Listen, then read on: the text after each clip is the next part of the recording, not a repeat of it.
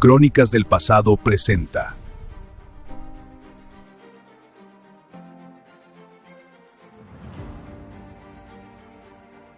Roma dominaba el Mediterráneo. Sus legiones aplastaban reinos, sus generales regresaban cubiertos de gloria, y el Senado hablaba del orden y la civilización que Roma llevaba al mundo. Pero bajo esa imagen de poder absoluto existía otra realidad, una realidad construida sobre millones de esclavos, hombres y mujeres capturados en guerras, vendidos como mercancía y obligados a trabajar hasta la muerte en campos, minas o casas de sus amos. Para Roma, los esclavos no eran personas, eran herramientas, pero existía una categoría aún más brutal, la de los gladiadores. Esclavos entrenados para luchar en la arena y morir para entretenimiento del público. Multitudes enteras se reunían para verlos pelear, sangrar y caer, mientras el público decidía si vivirían o morirían.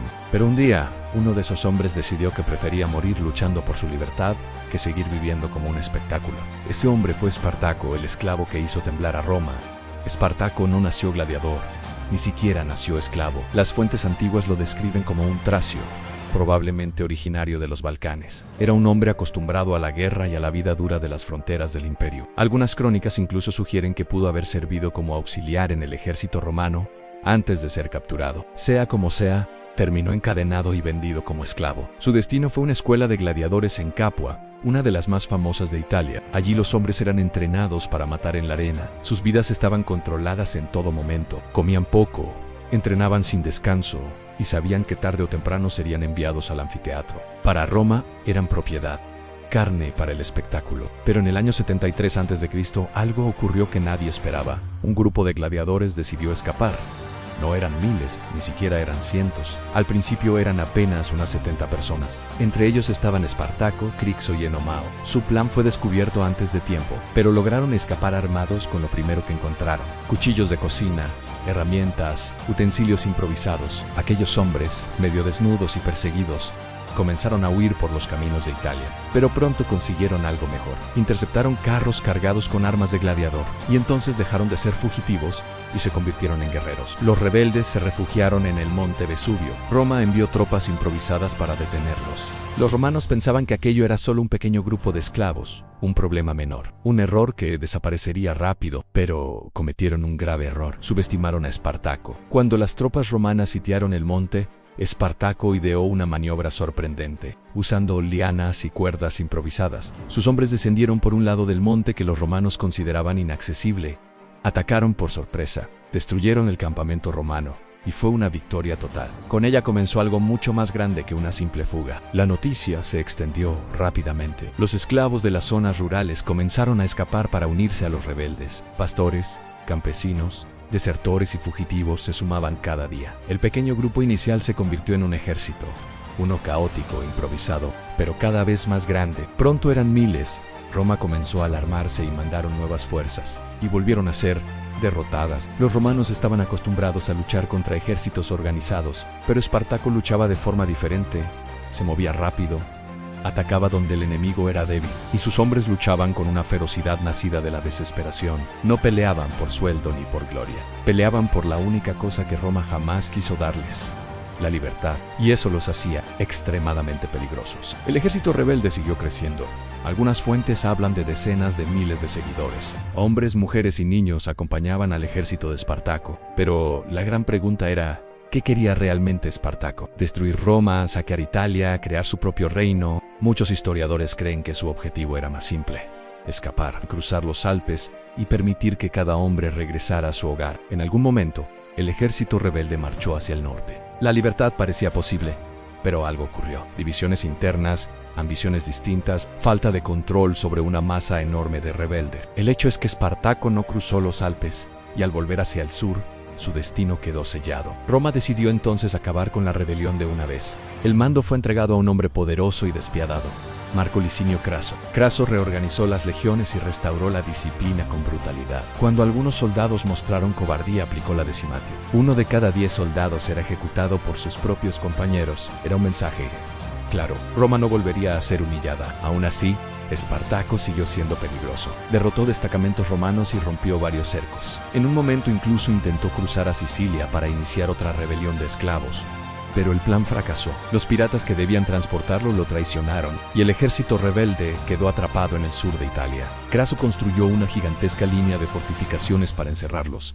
Era una guerra de desgaste, pero Espartaco logró romper parte del cerco. La guerra continuaba. La batalla final llegó en el año 71 a.C. Espartaco decidió presentar combate. Las crónicas cuentan que antes de la batalla hizo sacrificar su caballo. No pensaba huir. Lucharía a pie con sus hombres. Eso ya dice todo sobre él. El combate fue brutal.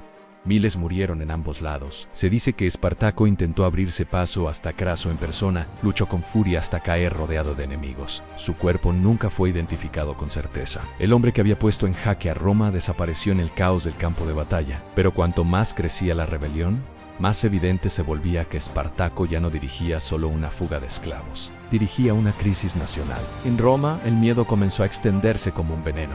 No era solo el miedo a perder una batalla, era algo más profundo, más humillante. Roma, la gran dueña del Mediterráneo, la ciudad que aplastaba reyes, conquistaba pueblos y reducía naciones enteras a cenizas, estaba siendo avergonzada por hombres a los que ni siquiera consideraba ciudadanos, por esclavos.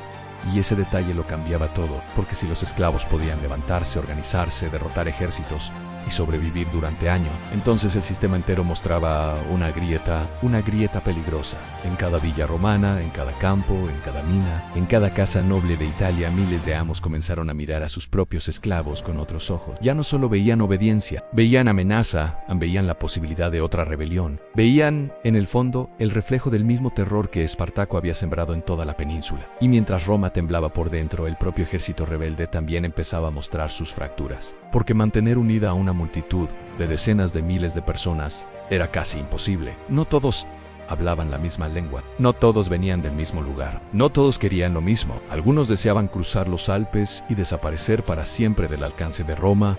Otros querían quedarse en Italia, saquear ciudades y vengarse de los amos que durante años los habían tratado peor que animales. Esa diferencia era mortal, y en una rebelión nacida del dolor, la venganza muchas veces pesa más que la estrategia. Espartaco parecía entender que cuanto más tiempo permanecieran en Italia, más inevitable sería el choque final contra todo el poder de la República. Pero también debía liderar a hombres que habían sido azotados, humillados, vendidos, mutilados y forzados a matar por diversión. No era fácil pedir prudencia a quienes llevaban la rabia metida hasta los huesos. Aún así, una y otra vez, Espartaco consiguió lo impensable. Convirtió ese caos en fuerza, convirtió el odio en disciplina suficiente para derrotar a tropas romanas mejor armadas. Y durante un tiempo la propia Italia pareció quedar abierta ante él. Eso hace todavía más impresionante su historia. Porque no estamos hablando de un príncipe con derecho al trono, ni de un general con legiones entrenadas, ni de un rey con una dinastía detrás. Estamos hablando de un esclavo, un hombre al que Roma había intentado reducir a objeto, y que aún así logró convertirse en el centro de una guerra capaz de cambiar el pulso de toda la República. De hecho, el impacto político fue enorme. Los nombres de Craso y Pompeyo crecerían en parte gracias a esta guerra. La derrota de Espartaco no solo cerró una rebelión, también ayudó a consolidar el ascenso de hombres que, años después, jugarían un papel decisivo en la destrucción de la propia República Romana. Es decir, incluso derrotado, Espartaco dejó cicatrices en la historia de Roma. No ganó, pero obligó a Roma a reaccionar, a endurecerse, a militarizarse aún más, a mirar con paranoia a quienes sostenían con su trabajo toda la riqueza de Italia. Y ahí está una de las ironías más poderosas de esta historia. Roma venció a Espartaco en el campo de batalla, pero nunca pudo borrar del todo lo que él reveló, que bajo la grandeza de la República había una violencia estructural inmensa, que el lujo de los poderosos dependía del sufrimiento de los invisibles, y que, cuando esos invisibles tomaban las armas, hasta el imperio más fuerte del mundo podía tambalear. Por eso su nombre sobrevivió, porque Espartaco se convirtió en algo más que un hombre.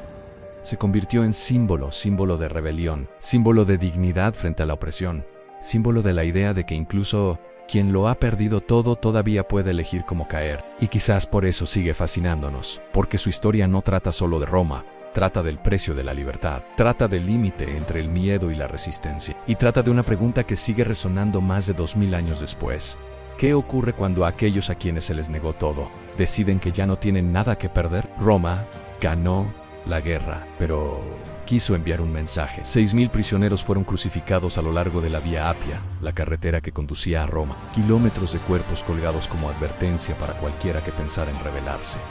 la República había vencido. Pero Espartaco había demostrado algo que Roma jamás olvidaría, que incluso el imperio más poderoso del mundo podía temblar ante un esclavo que se negó a obedecer. Espartaco no conquistó Roma, no destruyó la República, pero su rebelión quedó grabada para siempre en la historia, porque convirtió la esclavitud en resistencia y la desesperación en una guerra que puso al imperio más poderoso del mundo contra las cuerdas. Si te gusta la historia épica del mundo antiguo, suscríbete al canal para más videos como este. Hasta la próxima.